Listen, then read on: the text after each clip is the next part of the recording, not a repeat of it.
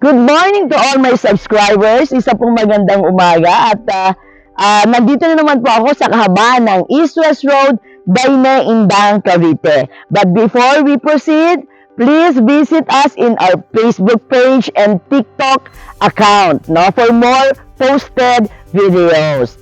Now we are back again here sa Indang, sa East-West Road. So, ito pong property na to is one of the considered small cat property but with big frontage. So, as you can see, I was standing there kanina. That is the start of the frontage. Going here, we have 40 meters frontage.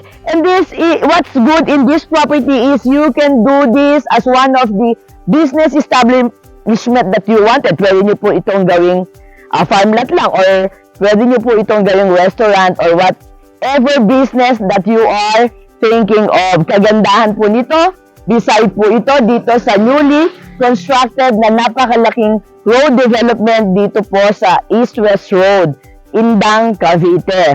Malapit na po matapos ang mga development na to, so magkakaroon po tayo ng mas malaking opportunities dito. At ito pong property na to na ino-offer ko sa inyo is very cheap. This is only 2,500 per square meter. So, yung po mga business owners dyan, entrepreneurs, o yung mga gusto mag-invest, wala na po kayong iintayin, kundi tawagan lang ako if ever na interested kayo dito.